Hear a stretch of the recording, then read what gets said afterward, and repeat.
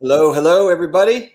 We are on. Sorry, a couple minutes late. I had to get my little ones to bed, so we are running a couple minutes late tonight. I'm excited to have one of my hobby friends, Jeremy, who runs the YouTube channel Sportcards Live. He's on with me tonight, and we're just going to talk hobby stuff. And honestly, like if you watch my show, you know I don't have a huge plan for the live show, so we're going to hit on some topics that we've picked up. But we're also open to the chat. If you have anything you want to bring up in the chat, we'll certainly try to address it. And so I will go ahead and bring Jeremy on now. Jeremy, how's it going, man? I'm doing good. Dustin, how are you, man? I'm doing good. I was just looking back. It's weird. You were on. So I was just like looking through all my live streams, and last time you were on was December. And that, believe it or not, that was 3 months ago. It seems like it's just like flown right by. I'm with you there, man. I'm with you. It's crazy. But how has your year started? How's your 2021? How are you feeling personal, professionally? How's it going for you so far? Oh, thanks for asking. Yeah, pretty good. Personally, all good. You know, my kids turned 2 and 4 in about 2 weeks. They have birthdays close together. So the kids keep me busy. Professionally, we're busy at work. You know, had a really stressful week last week coming up, but that's okay. That's what the hobby's for, right? To get away, escape from real life, and come here and chat with you. Hobby-wise, it's been good. Picked up a few cards here and there. Still doing my show, Sportscards Live. Had a few great episodes. Got lots of good stuff coming up in the next couple months. So it's all good, man. No complaints. No complaints. I appreciate you asking, though.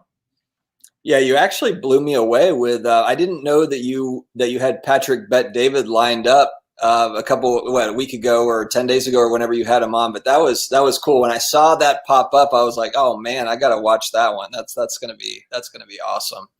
So how did you let's just start there. Let's just start kind of right there. How did you get in contact or think to did someone suggest maybe trying to get him on, or were you like, that would be a good guy to get on, or how did that even come about?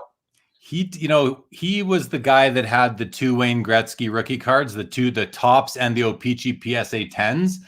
So he sold them through Heritage in December, and he did a video shortly thereafter on his Valuetainment channel talking about, hey, I just sold 2 cards for $2 million, and I'm going to convince you to invest in sports cards. That was his video.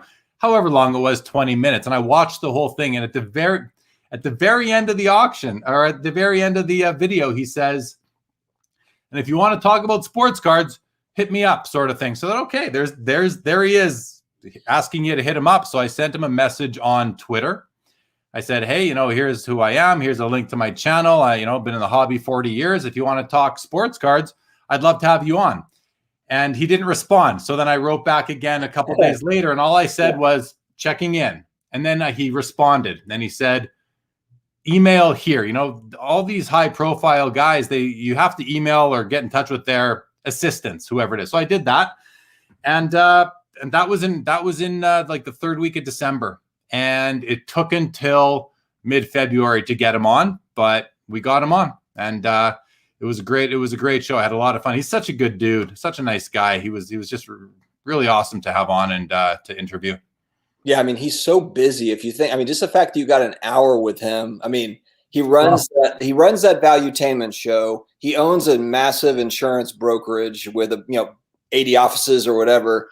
And then he's just got so much going on. I can't believe that you got that much time. It's awesome. I mean, I can believe it, but because you're you. But I mean, I was just like, geez, man, like that's a get. And also just, I like how open he was too. It wasn't, you didn't really. The one thing about him, and I think that you probably picked this up too when you watch his interviews, is he just seems like a regular guy. Like he's probably worth hundreds of millions of dollars or whatever, but he doesn't strike you as he could be your neighbor. He's just very down to earth and not too high on himself. Just a really down to earth guy. Yeah, he seems pretty humble. But you mentioned that you got an hour with him. Well, so when I was discussing with his assistant, like I didn't aside from the very short Twitter conversation, which was all him saying, email me here. I hadn't talked to him or communicated with him until he popped into the studio about 5 minutes before we went live. And the assistant told me, you've got half an hour with him. So I said, okay, well, I need to meet him first. So I said, I'll take 10 minutes before I go live and 20 minutes after I go live, thinking that would maximize the 20 minutes and take 10 minutes to build some rapport with him. But when he came in, he was a little late coming in, and I was like, where is this guy? So I phoned his assistant, who answered the phone. I talked to her a couple times, and she's like, okay, well, let me reach out to the team.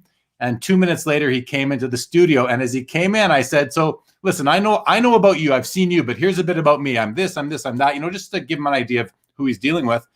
And then I said to him, and listen, I know I got half an hour of your time, but if you're having fun and you want to go longer, just let me know. And about 30 minutes in, he goes, okay, Jeremy, we can go 20 more minutes. And I'm like, yes, 20 more minutes. So, and at the end of the interview, he said some nice things. He had a really good time, and he said, he'll come back. So it was a success. And he's just a nice guy. As soon as he came into the studio, he made me feel like I was his friend. There was no, he was just really engaging. And I was nervous all day, man. Like I was nervous all day leading up to it. Oh, I would have been.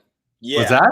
I would have been. For sure. I was nervous all week actually leading up to it, but I prepared for it. And anyway, he was awesome. So I was really happy about it. Cool. Do you think that you'll be able to get him back on down the line at some point? It seemed like he did. I mean, he was having a good time. You could tell. I mean, it didn't, he was. I think so.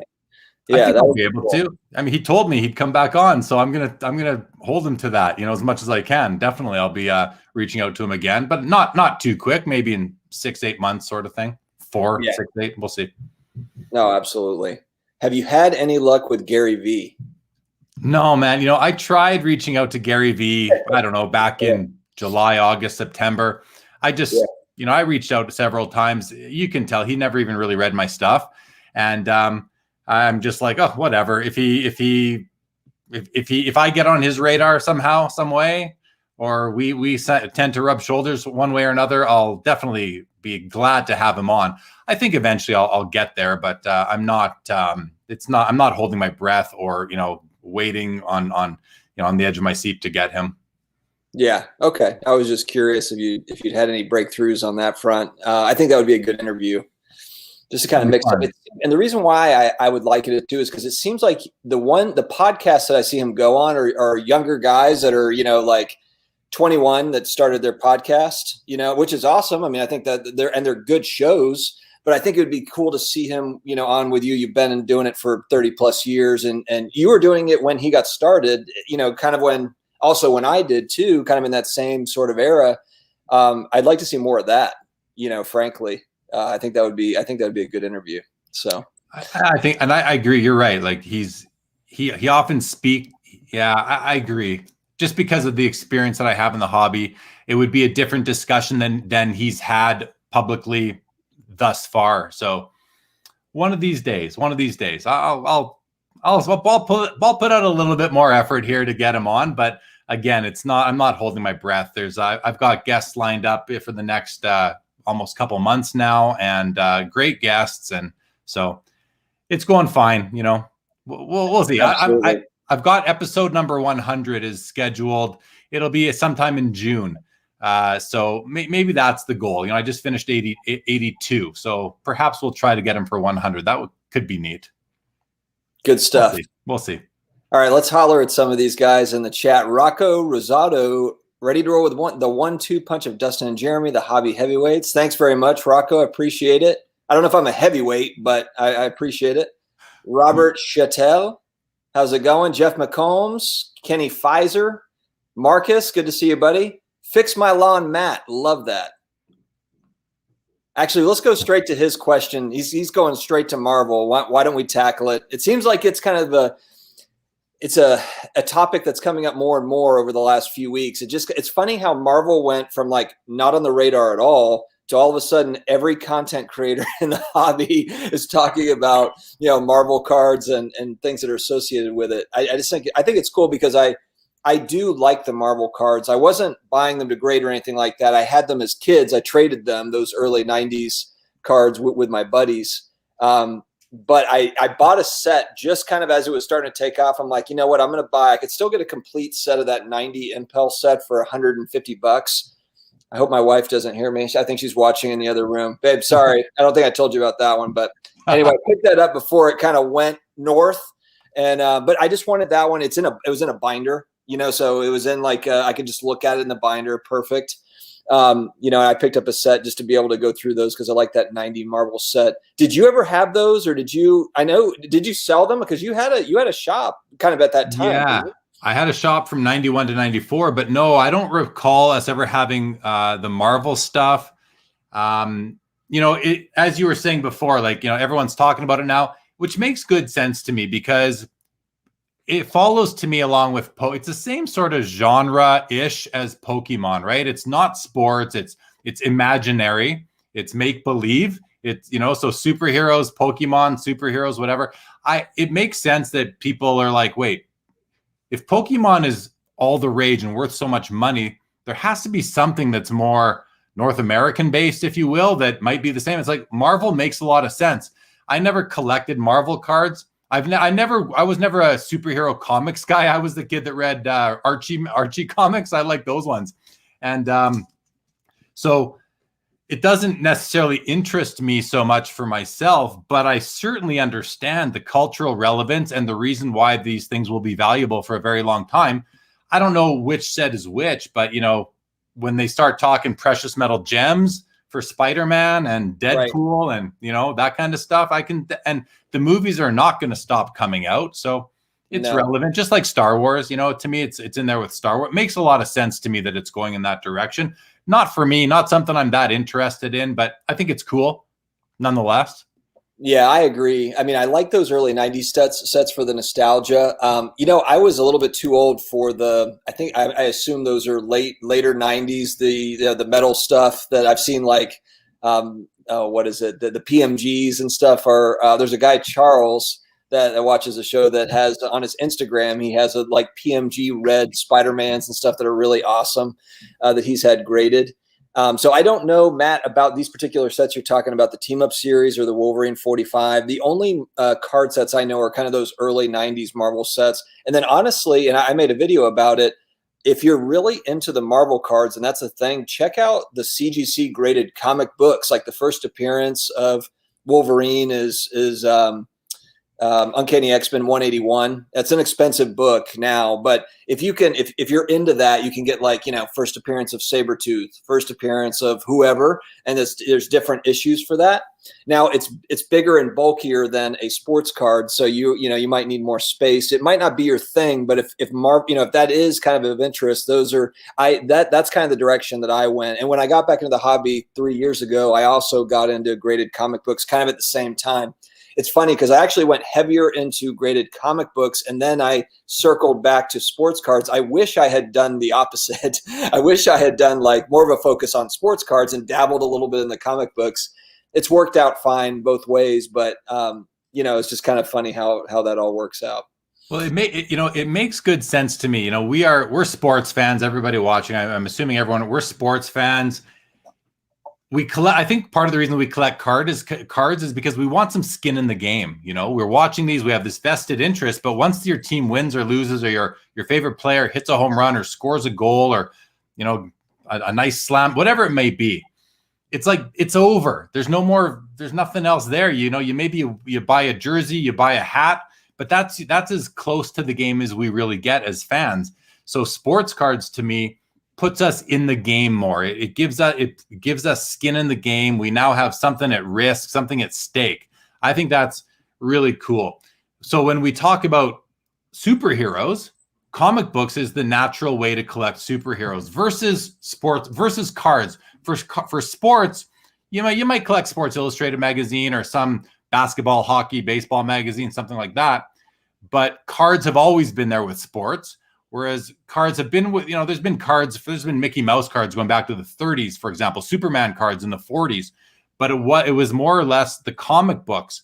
So, we talked about earlier, like, what's next? What else is there? So I'm thinking about, I bought something on eBay. I'll show you here because it's not something I've been talking about, but this is just kind of a neat thing I picked up, I thought. And, music. Let's talk about music. Everybody loves music, right? Pretty much everybody in the world loves music. It's got mass appeal. And if you want to collect music, you either collect concert t-shirts or maybe ticket stubs from concerts you went to, or you collect vinyl, or you collect autographed album covers or something like that. But I think going into music cards or stickers is something interesting. So I'll show you guys this. I picked up this on eBay just a few days, maybe a week or so ago. It's a complete set of 1987 Da Panini Completo Adavisi set Tutti. This whole auction was in Italian, but it's a complete set of stickers. And like, there's a Prince card, there's Elvis, there's Madonna, like there's Michael Jackson, it's got Queen, it's got Elton John.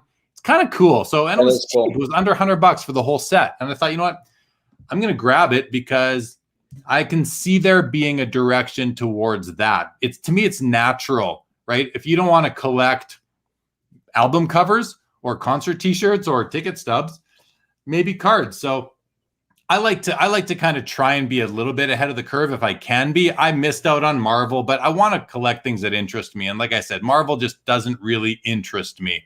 I've seen some movies, I've enjoyed them, but yeah, I feel like I got into some Pokemon back in June just for the investment, and I felt I felt like a bit of a fraud, to be honest, because I didn't even know who the characters were. I heard of Charizard, so I actually went and I watched. I said to myself, I'm going to go watch some of these cartoons and try and understand who these characters are. I did that. I watched a movie and I watched like the first 3 episodes of the first cartoon, and I couldn't watch anymore. It was terrible. Like, you know, I'm in my 40s. It was terrible. So I'm like, why am I?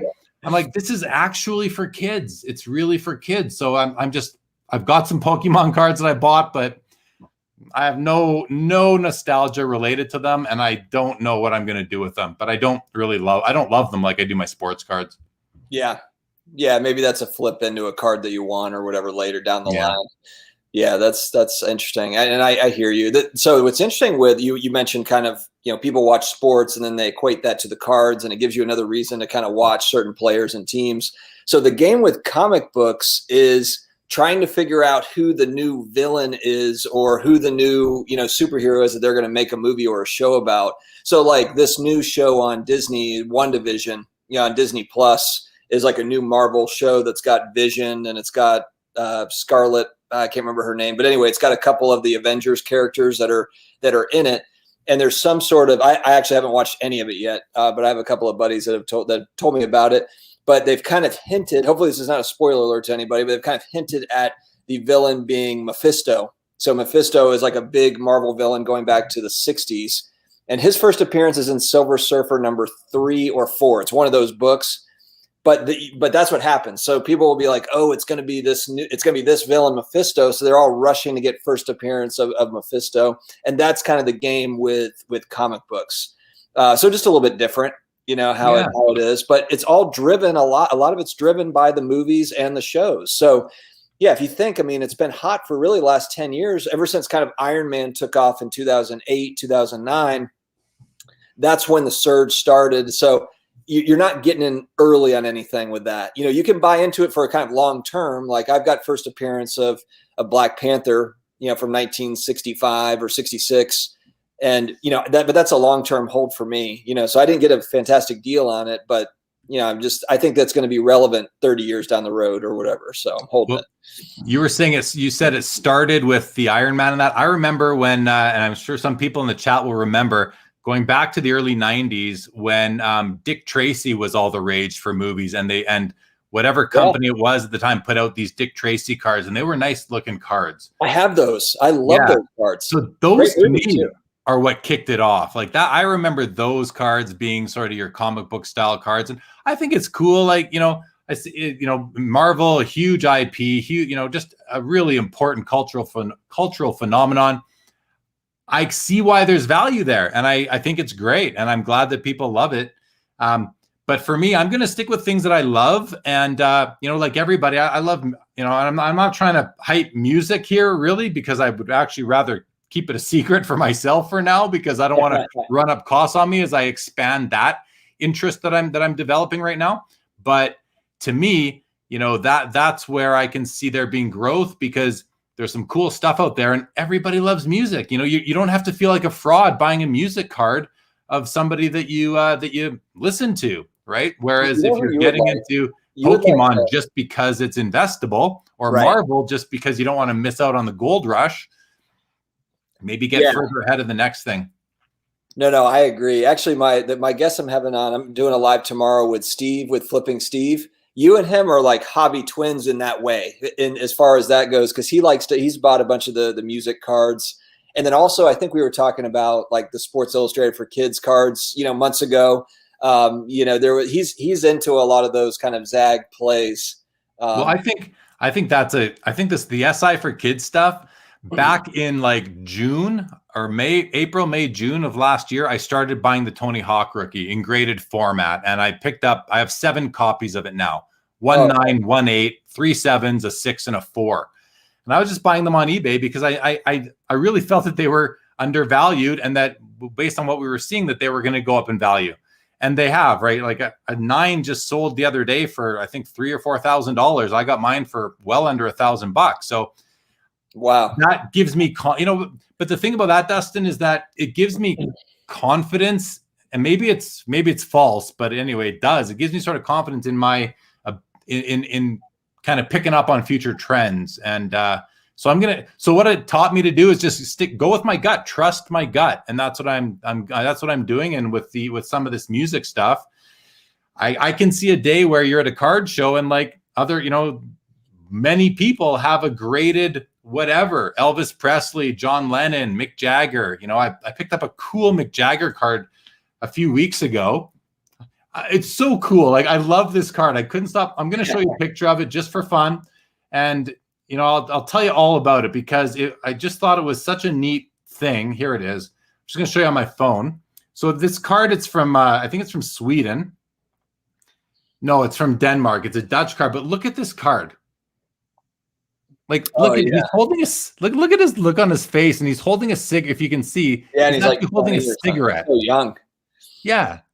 From 1966. How is that not something that I've seen? I only saw this for the first time when the day I bought it a couple weeks ago. How have I never seen a Mick Jagger card? It's Mick Jagger. He's like the equivalent of LeBron James. I don't get it. So I have this. It's en route. It's still en route. I can't wait to receive it. Just kind of a general question. I was just thinking of this while you were talking, just like popped into my head. But you had a shop in the early 90s when, that was really the last time the hobby was this big, if you would call it that. The last time that it had so much of a emphasis on it, or a spotlight on it. And you had a lot of young people that were involved. Cards were easily accessible. They were at the grocery store, they were at the gas station, etc.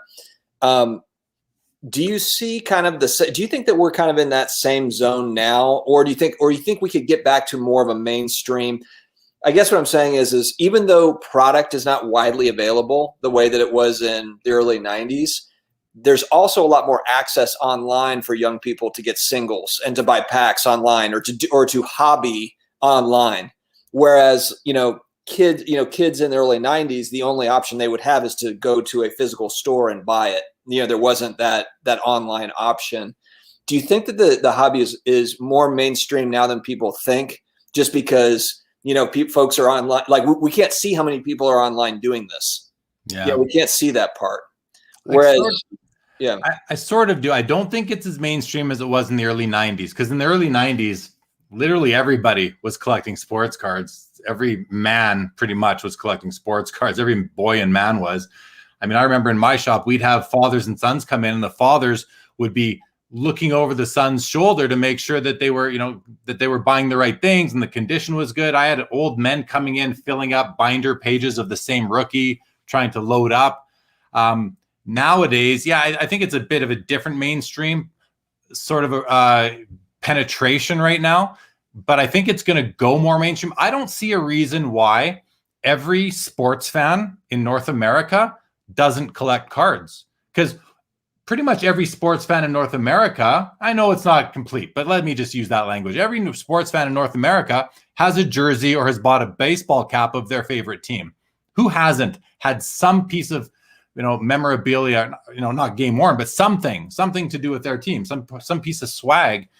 So why not cards? To me, they go hand in hand. It's natural. It works well for sports bettors. It works well for fantasy players, and it works well for sports fans overall. So I can see a day where everybody, except the odd few, are collecting sports cards, and it goes even more mainstream. But to your other point, Dustin, about the lack of product right now and even the price of product, see, a lot of content creators, a lot of people are talking about that. It's all over the place. We can't get it. I don't buy modern day product that much. I don't buy the most recent product. I'm more interested in the history of the hobby, the cards that came out from like 1888 until last year sort of thing. I'm not so worried about what's about to come out. And so there's tons of stuff out there, and there's a lot of opportunity to still buy things that haven't yet blown up. I think there's a few angles available. I agree with that. And that's one thing I was, a couple of days ago, I made a video on just pickups, mail day type thing. And I was talking about, I was buying 89 score football because back then it was, back in those days, in 89, 90, that was a more, I don't know if it was hobby only in the sense that it was only in card shops, but it was far less prevalent. You wouldn't see it as much as you would like 88 tops or something. But I was looking at Bo Jackson rookie cards, 88 tops that are graded, and I'm like, okay, let me go see what it costs, like how rare are 88 tops football packs? And I go on eBay and I can get them for $2 a pack. And I'm like, there's plenty of product out there. I mean, if you're, it's just, maybe it's not chasing Zions, but teach your kids about Bo Jackson. Like show them what Bo was like. And, and then you can go hunting for Bo Jackson rookies and Joe Montana cards and whatever. And you could equate that over to hockey, or I'm sure there's plenty of, basketball and all the rest of it. Well, 100%, man. I mean, that's the beauty of collecting cards. I mean, if you're only in the hobby to buy on Monday to sell on Friday and make some profit or whatever it is, that's great. That's your approach. I got no problems with it. But if you're in the hobby because you love sports, you kind of love, the history is a big part of it. And the legacies and the pioneers of the sport and the people that paved the way for the sport to be the way it is today. I mean, that's interesting, right? Just look at Jackie Robinson. Like, how can you not want a Jackie Robinson card, a rookie or otherwise, simply because of the role he had, not just in sport, but in history? That's what I love about sports cards, is that it documents history of society to a degree, based on subject matter. But also, this is going to sound funny, but also printing technologies, the art of the day. You look at those late 40s Bowman and Leaf cards, they're like pop art. They're so cool. They're so cool. And then you can see how the designs change. You look at the cards from the 70s, just like most things, but ugly, but so cool in their ugliness. Something like the 75 Topps baseball set. When you first look at it, you're like, that's weird. But if that doesn't grow on you, I don't know what will. That's one of the coolest sets ever made, with the two colors, the top and the bottom. Yeah. Such a cool card, right? So to me, it's if you're just looking for Lucas and Zions, I mean, I don't feel sorry for you that you can't find unopened product at Walmart. Like, expand your interests if you can. Expand what you're interested in and what you're looking for, and you'll find that there's so much cool stuff out there that's and a lot of it maybe still hasn't exploded in price, so you can actually get in fairly. That's actually a really good point. I think it almost, with hobby boxes being $1,000 to get 20 cards out of it, or however many cards you get for that, whether it's Prism or whatever it is, it almost kind of forces you, if you're going to participate. And then if you add on wait times for grading companies, so then you have both those things combined. It's like, if you're going to participate in the hobby, it does kind of force you to do some of those things. I would think it's like, look, I'm not buying $1,000 hobby boxes, and I never will. I mean, if my son wants badly to get into cards, then we're going to start in other areas. And that's an easy way to get in, just to get something, just to open packs. There's plenty of packs out there to open, guys. There's plenty of packs. Trust me, they're out there. Yeah. I'd rather take that $1,000 that you're basically spinning you're putting your money. You're not even putting it on black or red. You're spinning that roulette wheel, and you've got like a 1 in 36 chance of getting something that's going to be really good, is my perspective on it. I'm glad people break product, because that releases these singles into the wild. And I'm not out chasing Lucas and Zions, but I have a Luka and a Zion rookie card in my collection because I like important player rookie cards to be in my collection. But I'd rather take that $1,000, and instead of gambling on the roulette wheel within the hobby, I'd rather take that $1,000 and go buy a nice Michael Jordan card or a Kobe Bryant or a Mike Trout or a Mickey Mantle or a Wayne Gretzky, Sidney Crosby. The list goes on and on. That to me, I've bought a lot of unopened product in my life, and pretty much every time I've done it, I leave the shop with this empty feeling in my stomach, like I just wasted my money, my hard-earned money. Now I've had a few good hits, but the good hits are far fewer than the poor experiences for me. So I've always said and I'd leave the shop with like, say you spend $1,000 on a few boxes of this and that, and you get really nothing that you like, nothing of any value. And if there is value, now you got to go through the process of selling it on eBay or whatever it is. That's work. That time is money, right? So I'd leave there and I'd be like, damn, I should have just taken that money and bought a card out of the showcase. I would have had something. I would have known what I wanted. So several years ago, I pretty much completely stopped opening unopened product. And until April of this year, I'm going to break that habit in April when Skybox Metal Universe Hockey comes out, and I'm planning to crack a bunch of that because I'm excited for that product. But otherwise, I'm for the approach of taking your money and buy something that you know what you're getting, because you can see it. It's not covered in plastic or foil. Well, especially because now cards are so available to you. Like, it's not like it's hard to go find those singles. It'd be one thing if you couldn't find the singles and it's like, well, we gotta rip this wax, or we might just never find these cards. And I guess that's what it was in the early 90s, potentially. No internet. Yeah, just no internet. Nowadays, it's like, unless it's a mega rare card, you can find it fairly easily. Yeah, Sam, I understand what you're saying here. Not necessarily, using money you've earned, but being able to ladder up, and you make the same point here: collect, consolidate, and move up the ladder. And I think that's what a lot of people do. I've heard gobs of people talking about, buying kind of if we're just talking about basketball, buying the Trays and the Tatums, et cetera, and flipping those into the GOATs. That is the flavor of the day. And that seems to be what a lot of people are doing. But you see, I think that this whole consolidation strategy has a big flaw in it that no one's really catching on right now. And the flaw is that it really only works in an upswing market, which is what most people have only ever experienced. Not most, all the people who joined the hobby in 2020, that's all they've ever known is an upswing market, right? So that's a good point. In a downswing market, which one is going to come one of these days, we're going to see, and I'm not talking about I'm just saying we're going to see the fluctuations of a market. You can buy several $100 cards along the way and then consolidate. We say, okay, so you buy $100 cards. By the time you consolidate in today's market, those cards are worth $2,000. So now you take your $1,000 worth of cards, they appreciate to $2,000, and now you go buy a card for $2,000. That's the model that people are trying to take advantage of right now. But what happens in a downswing market? You buy $100 cards. By the time you want to consolidate, they're worth $75 each. So now you're going to have $750 to go buy a card that you have 1,000 into. So consolidating it's a great idea. It sounds good and all, but I don't think it's a long-term winning strategy unless you are okay trading away cards that are in the red for a card that you really like. That's actually an excellent point, because over the last 18 months, it's just been surging upward. And even if it's stopped, I mean, we've had moments where it's kind of like plateaued, but then it started back again. It's like we haven't had, and that was kind of part of the reason why when I got back in 3 years ago, I was buying sports cards and comic books. There was actually more action, more of the volatility on the comic book side.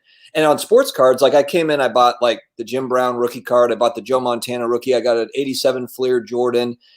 But the reason why I didn't buy 10 of them and I wasn't trying to scoop them up is because I felt like I could just go back and get another one whenever I wanted to, in part. Yeah.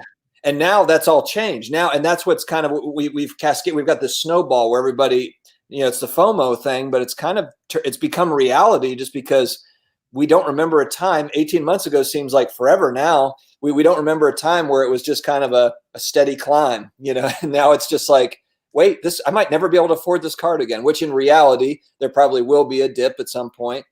We don't know what kind of dip, but I assume there will be another good buying opportunity for some of these cards. But but it might be 5 years, and people don't want to wait 5 years for that card. So they're saying like, you know what? I'm going to go and make this happen now.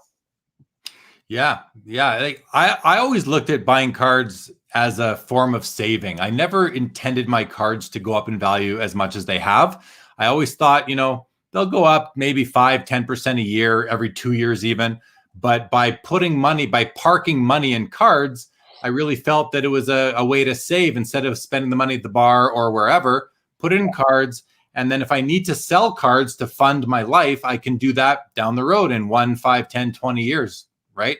Yep. So, but now what's happened is those cards have become, several cards have become really valuable, and it's awesome.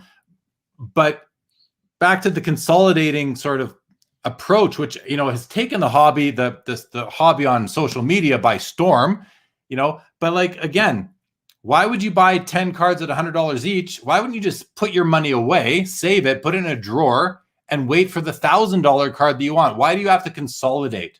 Why do you have to consolidate your cards into another one unless you feel that you're going to have value appreciation, which is what it is right now. But I'm not convinced we're going to see growth continuing into the future, unstopped. Like it's got to slow down. The growth rate has to slow down, but the values of the cards don't have to crash or tank. It's not like a bubble's I don't think we're in a bubble that's going to burst. I just think we're in a really exciting time in the hobby, and the growth rate will slow down, and some cards will go up and down just like they always have and always will. I've seen all this talk about the Fleer Jordans. Oh, they're down 30% now. I mean, we're talking about a 2-week period. Who cares if they're down 30% in 2 weeks?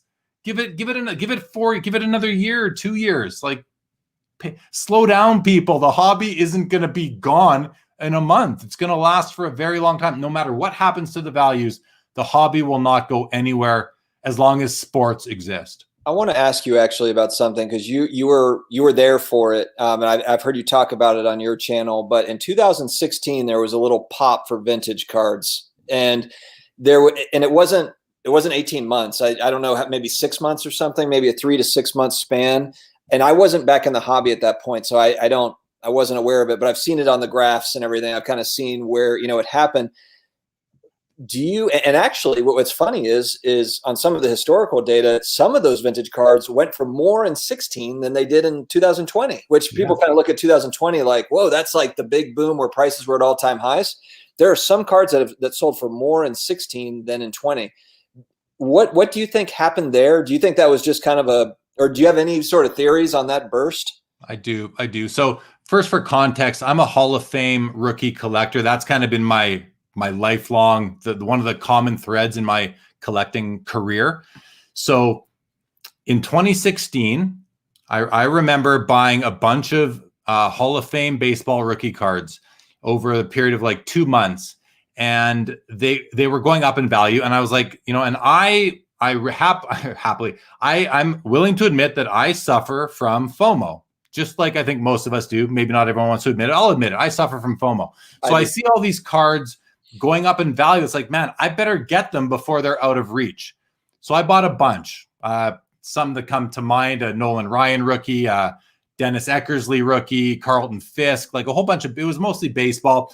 And but a big one that I bought was was it Stan Musial, or was it, it was Mazeroski rookie card. And that card has only now caught up to what I paid for it in 2016. But basically it wasn't long lived, not like this current rush that we're on. It only lasted a couple months, maybe 3, like you said.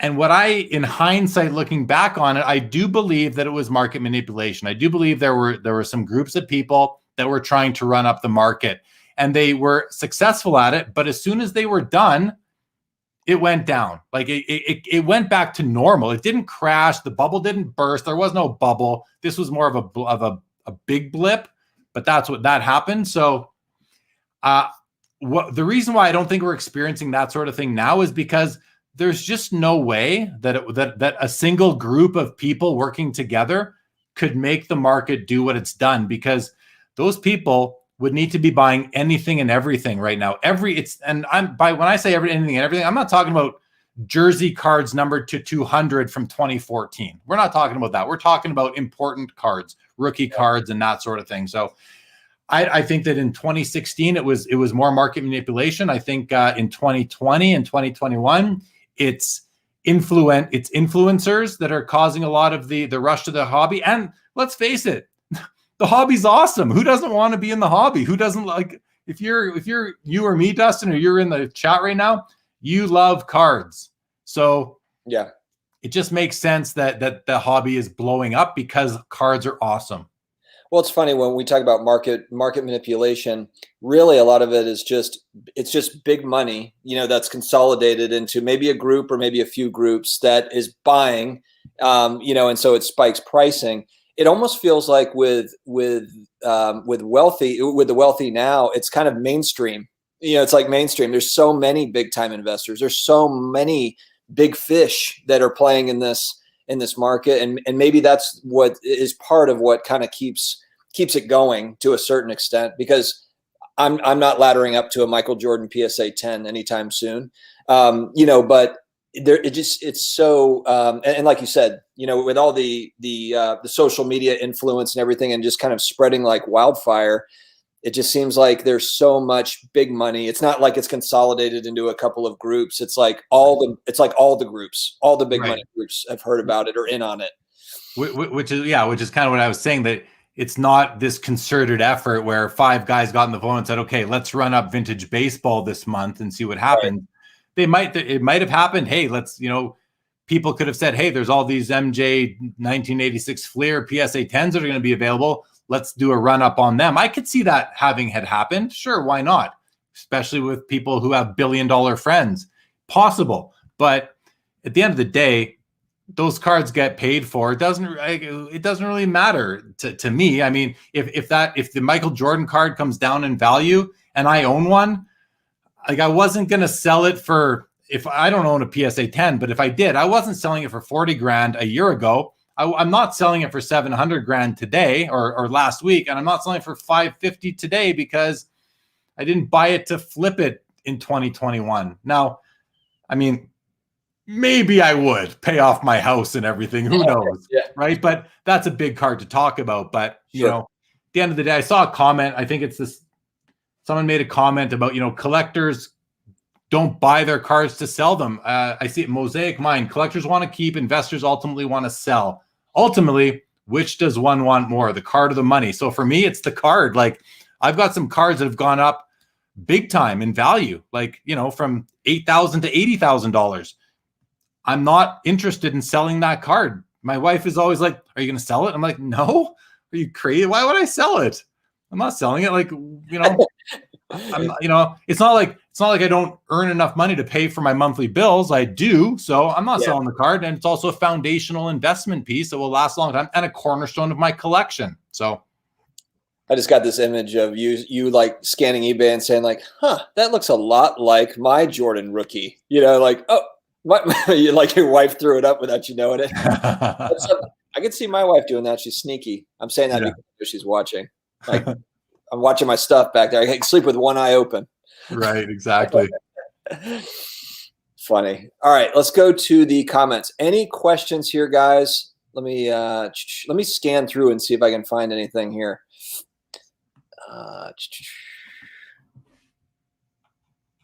Okay, kind of just comments on the back of what we were talking about here.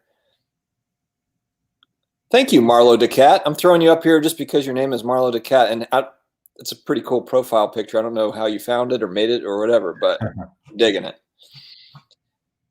All right, so are we going to have a national this year, do you think? And do you have a booth? Because I was going to try to get a booth I'm trying to see how if that goes. Like, if it's going to happen, or are they going to? Because I know typically with trade shows, I used to work for a trade show company. Leading up to the show, they would find space and they would sell that exhibit space because they're renting like a gigantic space. And they'll try to rent out as much of that square footage as possible, even if it's like you're paying to have a kiosk in the corner next to the bathroom or whatever. They're trying to sell that space. But I just have a feeling like there's not going to be anything, I think it's going to be like the greatest sports card show that ever happened, ever. But I've never been to a national, so that's part of like the mystique for me. I mean, that just might be in my head. But do you think we're going to have one? And if we have one, do you think it's going to break the internet with all the content creators that are trying to cover it? Yeah, cover all of it. Yeah, man. I mean, first, do I think we're going to have one? I don't know. I don't know what's going to happen with the pandemic and everything. But I'm super hopeful. I'm hopeful, and if it's happening, I'm gonna do my best to be there. As long as the Canada-US border's open, I will cross the border and I will be there for sure. And yeah, it's an interesting point you make. Like, are all these content creators going to be out? Like, I'll tell you what, if I'm at the show as a content creator, I'm going to be looking at cards a lot more than I'm going to be looking at my phone, taking footage. I'll take some, and I might do a little live stream for a few minutes, but I'm there to look at cards, buy cards, and, see the people, see all the new friends that I got to make over 2020, and, hopefully shake hands for the first time, or bump elbows, whatever it is. I'm super hopeful, Dustin. I mean, it's 2020 was like one of the best years of my life, over like just for several reasons. Mine too, which is so odd to say, but yeah, it is, because it is. Everyone's like, oh, I couldn't wait. Everyone's like, I can't wait for 2020 to end. Oh, it's almost over. Like 2020 when's it going to end? It's like, I don't want 2020 to end. It's been great. Now, all that said, I feel bad for all the people that passed away, all the families that were affected by the pandemic. It's got nothing to do with that. I'm not taking anything away from that. It's just that, it was a really fun year for me and in the hobby and my family and my career. Everything was really cool. So, I mean, I had some tragedy in my life. We had some tragedy in my life and my family as well in 2020 that wasn't wonderful. But, at the same time, from when I exclude that and everything else, it was a great year. Yeah. Yeah, I agree. Same sort of thing. In a weird way, it was like it was a strange year, but also a really awesome year too. It's really weird to explain it. Base card collector, you nailed this. Dustin keeping his lights low so he can buy more cards. I tweeted out something to this effect, like opportunity cost has been magnified so much. Getting back into the hobby, it's like, I could buy new clothes, but then I won't be able to buy these cards. Or let's go out to eat. Why? Like, we don't need to go out to eat. Like, that's money that could be spent somewhere else. Yeah, when your wife says to you, "Hey, are we going to go to Hawaii this year?" You're like, "No, babe, I just bought a Jordan card. What are you talking about?" Right? They're selfish wanting these vacations, Yeah. Well, what's funny is I've been getting into starting lineups over the last few weeks, like the starting lineups that are still in the box from the late 80s, 90s. And so what's really funny is normally it's small packages coming in the mail, and she's like, okay, those are cards. Now it's like these giant packages that are coming, and she's like, all right, what is this? What is this? Like, what are we ordering now? Or, like, you've got a problem. I have like a room that's full of these boxes of starting lineups. I haven't cracked them open yet because I'm still trying to figure out where they're going to go. It's like, it's crazy. Well, that's what happens when you're Dustin and your channel's about all collectibles, not just sports cards, right? You like your action figures, your comic books, your video games. So you're gonna get those big packages. But hey, it's nice and diverse. Yeah, I watched. I don't know if you've seen Ready Player One, the movie. It's kind of a kids movie to some degree, kind of like sci-fi, but it's a big 80s throwback movie. Have you seen it? Yeah, I did. I don't remember it that well, but I did watch it. I did watch it last year. Was it on Netflix? I think I saw it on Netflix. It might have been on Netflix. But I just like storylines, whatever. But I just like all the nostalgic kind of the 80s references and everything, all the Steven Spielberg stuff they throw in there. Yeah, it was a fun ride. I watched that again the other day. All right. Actually, speaking of action figures, does AFA have pop reports for starting lineup?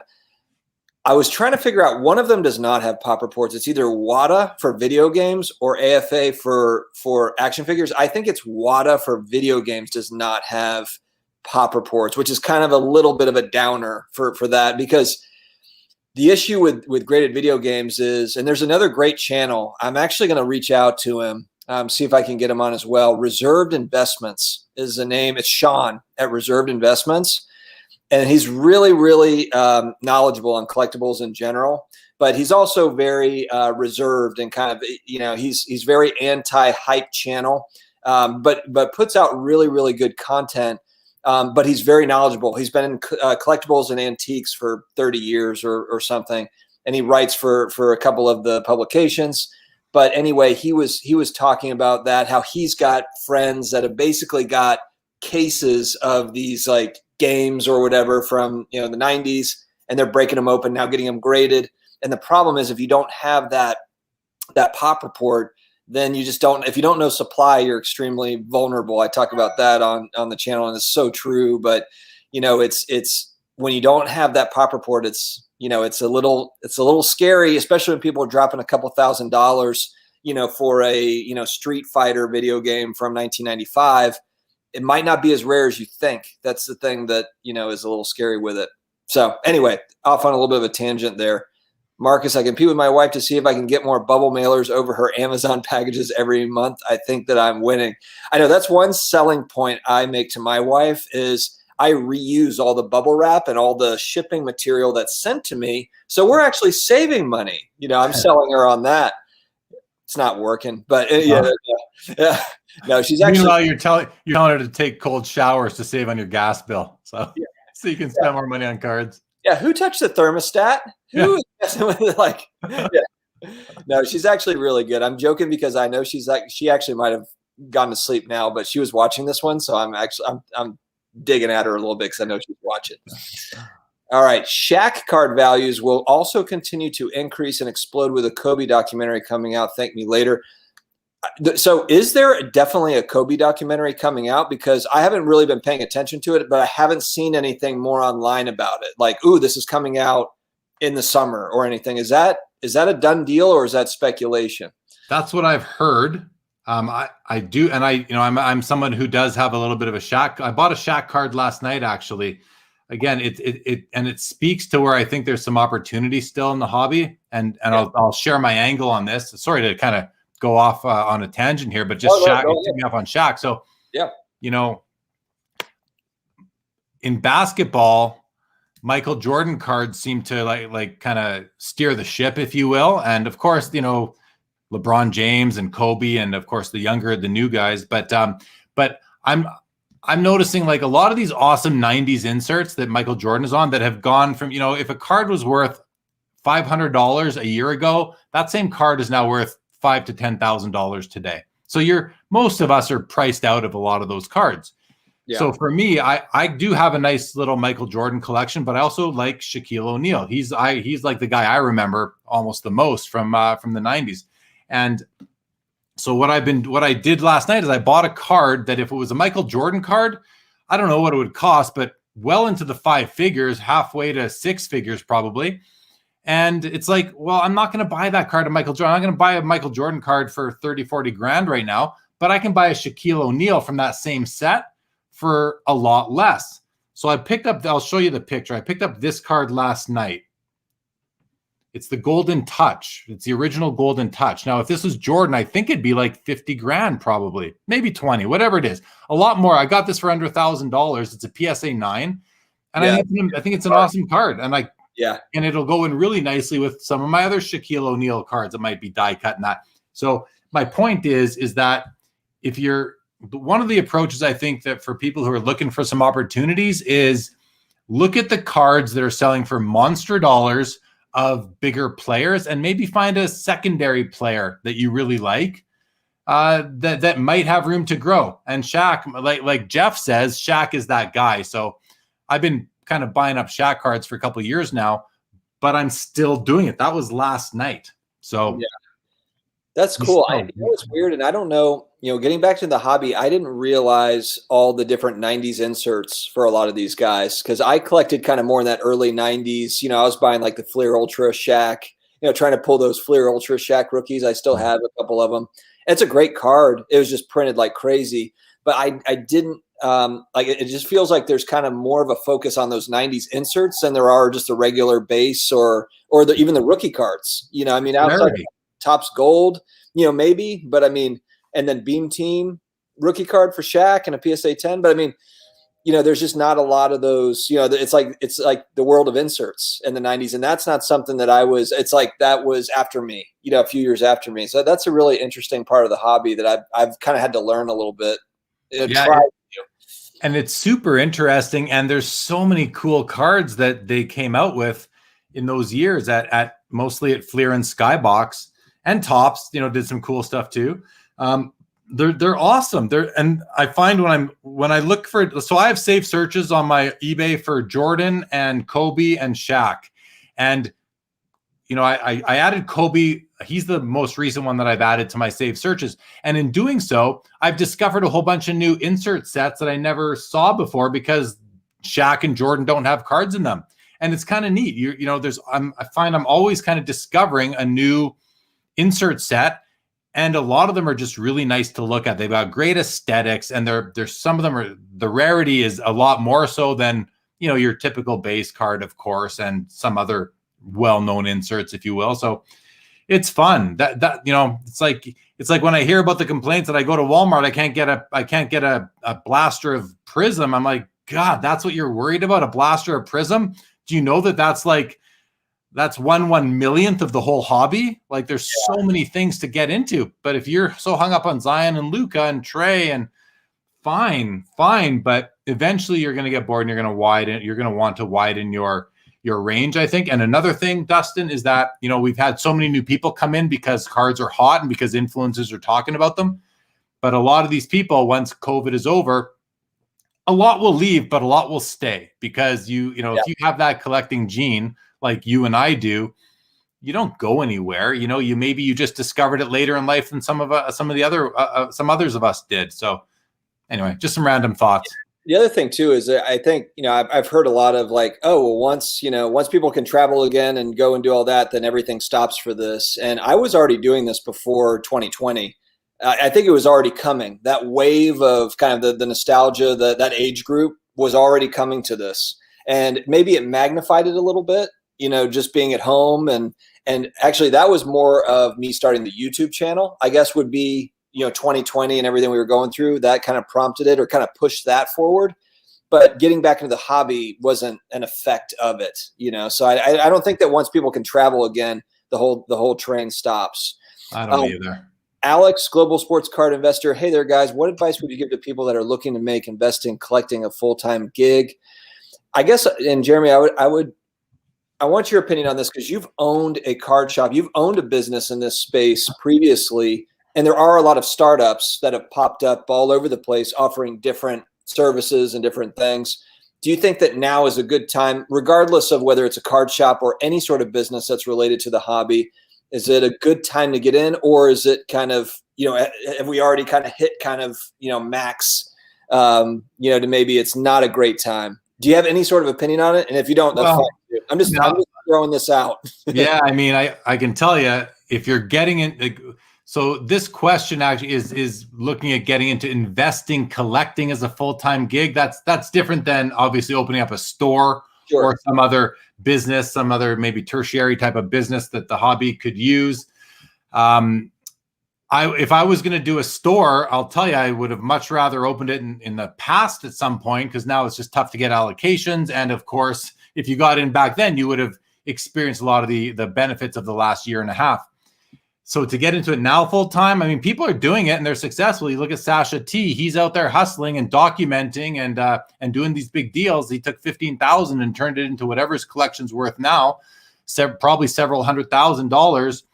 But he probably got in at a better time than today. So my gut response to this is don't come in with the intention to make your living doing it. Because when you tell me a full-time gig, I'm thinking, that's how you're going to pay your rent or your mortgage and get your clothes and feed yourself and maybe your family. I mean, you need to have a lot of capital to come in to buy enough cards to flip to make that money. Like, you better be coming in with, I don't know, 50, 100 grand that you can just go shopping. And now shopping is very expensive, right?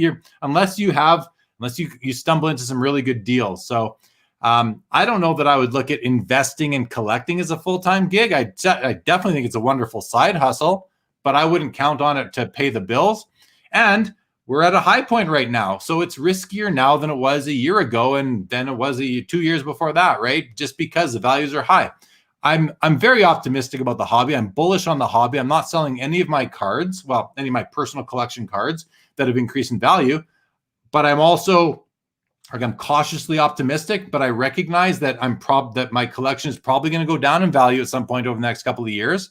But I'm also very confident that in 5 to 10 years, it'll go back up and surpass where it is today, because that's what I've seen over and over again, being in this hobby, pretty much like hardcore for close to 40 years. Yeah. Yeah, I agree with that. I think I'm with you. It's proven itself over time.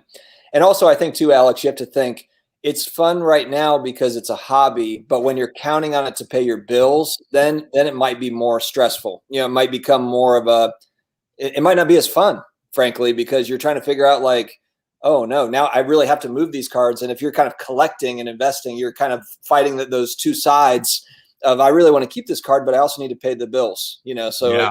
it might turn into more, it might not be a fun hobby anymore. It might be just turn into work. Well, it's interesting, Dustin, because, you know, I've collected since I was 8 years old is when I first started putting sets of hockey cards together. And I never stopped. So I collected my whole life. And then I had a shop, and that was just because it was booming. And my parents at the time, I was a university student, like a fresh university student. They're like, hey, this is pretty cool. Maybe we should open a store and you can run it. I said, while you're going to university? I said, done. Who doesn't want to do that, right? I did it. But then, you know, I got too busy with getting my career off the ground. So we closed the shop, and that was fine. And then in around 2005, I had my first taste of setting up as a dealer. And I'm kind of responding to a comment here from Polly P, who very rudely, who's pretty rude, actually, Dustin, pretty rude viewer you have there. But, you know, I started in 2005, and I had my first taste at a card show, because I went to the show and a guy I knew was like, hey, do you mind watching my booth for me while I go do some deals? And if you want, you can even put some of your traders in a showcase. And I'm like, okay, sure. So I did that. And all of a sudden I'm doing deals on the other side of the table. I'm like, this is awesome. I can make a few bucks and fund my other cards, right? So I did that. And then that booth I ended up inheriting that booth from him, and built my dealing aspect of the hobby. So, you know, I am a card dealer. I buy cards specifically to sell. And Yeah. I, you know, collections, or, you know, I'm at a trader night and someone's got some cards. Like, okay, I know the right guy for that. I'll buy that from you for 20. And I know someone who's going to give me 30 or 40 for it, whatever it may be. Right.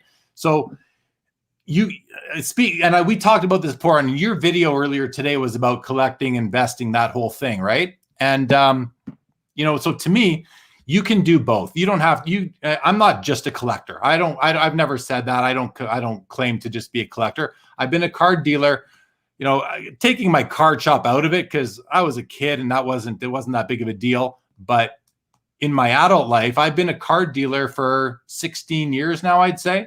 And and I get it's so much fun going to card shows and doing deals, buying and selling, buying collections, you know, processing them in, putting them into your showcase and selling them. And it's a great way to fund your personal collection too, right? No, absolutely. Yeah. I mean, for me, I have to do both, or else, you know, it just doesn't work. I have to be able to, you know, to sell something to be able to buy more. So yeah, no, I totally get it. This is interesting. How do you control your own 80s nostalgia from overtaking hard investor calculations? Now, is that just meaning like because you want to collect certain things from the 80s because of the nostalgia piece? I try to actually find things that fit both, you know, so that's where it's like I'm looking for the nostalgia, but then I'm also looking for something that I feel like has got growth potential.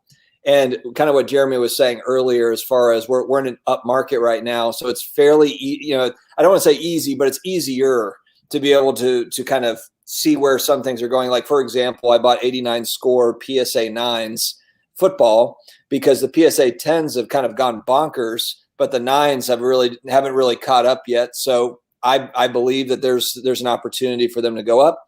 If they don't go up, or they go up 1% a year, I'm fine with that, because those are cards that I loved as a kid that I couldn't really afford as a kid. So that's kind of, I kind of try to hit both. Now, look, there's also like, I bought a Walter Payton rookie card too, where I've never watched Walter Payton play. He wasn't a guy that was a set that was before my time, 76 tops. But for me, that was more of kind of the investor card, where that's an important football card that I like long term. But then I also, happen to respect and love Walter Payton's game. He's an all-time great running back. So all those things work together. I think for me, I have to assess all of those things because there's just so much inventory out there. There's so many things to buy. I mean, I could blow through all my money in 5 seconds. So I really have to put thought into, does this hit on a few different scales for me? And which bucket is this going in? Is this the short-term flip bucket, or is this the long-term hold, or whatever? And I think, Jeremy, you're probably in the same boat. Well, you know what, Dustin, I'm as you're speaking, I'm trying to, because I'm always struggling with the, is it bad to be an investor? Is it bad to make money in the hobby? Like, well, I don't really struggle. I know it isn't, but the way I'm looking at it now is that you can't buy an important card without it being an investment, right? If you're spending whatever money amount is significant to you, it's an investment, especially if you're taking it away from some other life cost or from your 401k where you could have put the money in, something like that, right? You have other options, the opportunity cost, right? If you're buying a card and that card is going to cost you enough money such that this isn't the same as buying a chocolate bar at the corner store, or buying paying to go to a movie, $20, whatever it may be, which is not an investment. It's an expense. It's an income statement item versus a balance sheet item. When I buy sports cards, their balance sheet, I don't think of it as spending money on sports cards. It's more or less because I don't think of them as going onto my income statement. They're not expenses of my life. They go onto my balance sheet. And that's not my fault. That's just the way the hobby is. So I look at it like this in a way, and I just came up with this sort of right now, is like, I collect investments. Cards are investments, whether you like it or not. Cards are investments. Now, not all of them. If you're putting together a set of 84 Topps baseball in a binder, and you want to have all the commons that you can buy for 10 to 25 cents each, have at her. Fill up your binder pages with players that nobody's ever going to care about. Fine. But if you are buying the Tony Gwynn and you want it in really nice condition, that's an expensive card. You're going to have to pay for that card. And to me, that's an investment, and it doesn't go on your income statement. You understand finance, you understand balance sheets and income statements. Yeah. I think it's a neat approach to think of it that way. Is it an income statement item, or is it a balance sheet item? So for me, the Shaquille O'Neal card I bought last night, I love Shaq. I love the looks of the card. I'm collecting his cards. I'm a collector, but I paid whatever, $800 for the card. That's significant money.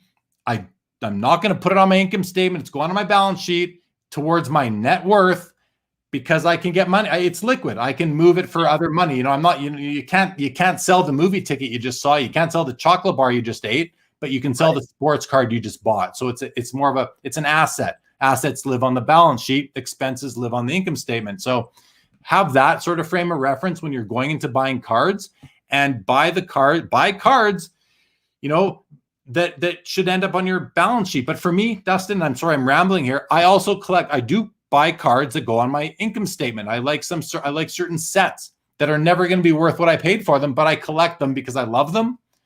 And I'm not worried about what they're going to be worth at the end of the day. So I'm all over the place. I'm at the far collector extreme with some things. I'm at the far investor extreme with other things. Yeah, I want to touch on that for a second too, because I think there's such a, I don't know, maybe it's just the internet brings out a weird hypocrisy with people, to where I was watching a YouTube video where there was a guy that was talking about, and essentially, unhappy about retail, unhappy about not being, the 9 guys that are standing there waiting for the retail to be delivered so that they can, buy it or, flip it or whatever. And, but then like later on in the video admitted that he would, like in previous years, would clear the shelf for himself. And it's like, all right, so where you don't see where there's a problem there, it just seems like it's okay for you to get 10 boxes or 10, booster packs or whatever. But the second there's 9 guys also trying to get it with you. And the other part that bothers me too, and I've said it in a couple of my videos, is where it's not like it's a normal year. You have a lot of people. I got an email today from a guy that, he reached out to me. I've been doing kind of like positive affirmations or kind of like a positive message to start your day. I've just added that in as something to try to offer a little bit of value add when watching the videos. And he was like, I just really appreciate you kind of doing that. And, I'm in the hospitality industry. I haven't worked for a while now, and it's been a struggle. And just kind of nice to like, this is, some of these videos are just kind of a positive, message, and that made me feel good. But when I see the 9 guys standing there for cards, you don't know if that's someone that's trying to feed their family with that. I mean, there's this automatic assumption that they're just trying to make money.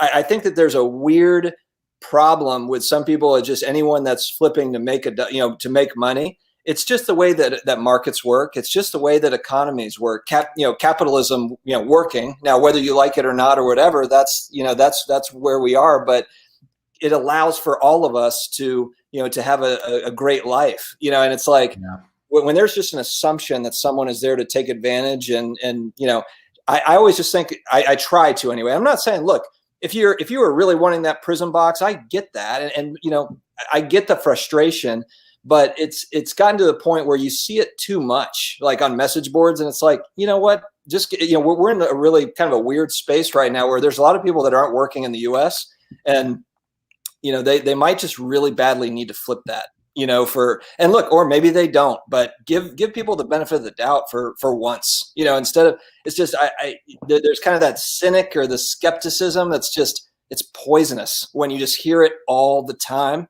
And I'm speaking out on it. I usually don't talk about it, but I'm so tired of seeing it that I'm throwing it out there. So I don't know how you feel, no, but I hear you, man. I hear you.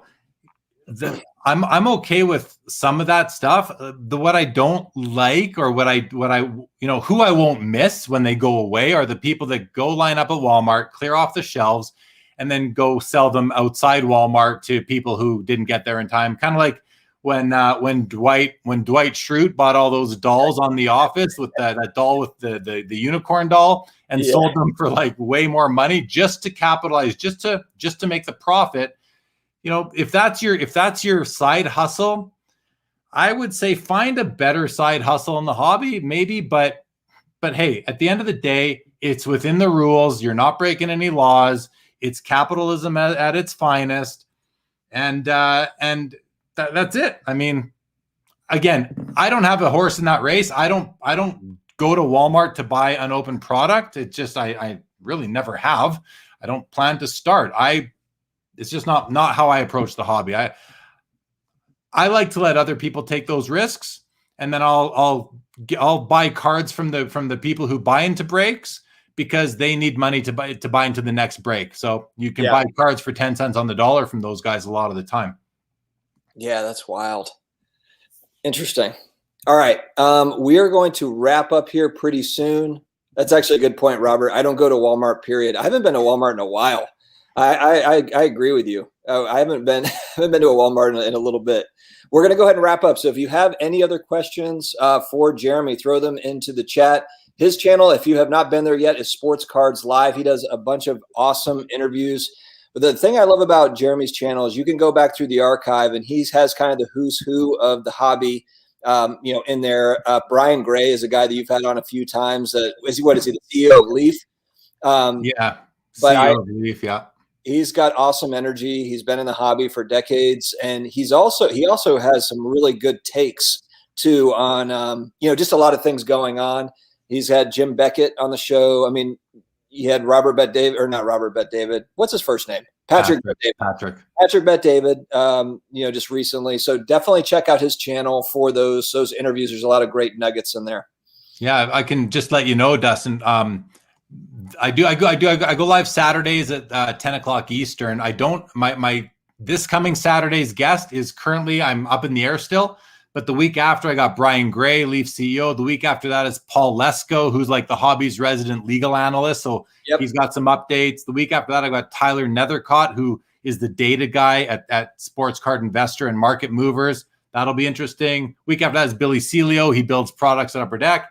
And then April 10th, I've got Ken Golden coming back on the show for his second time to talk about. And he's assured me that even with all the big news he's had lately, he says there's bigger news even coming. So get ready for that.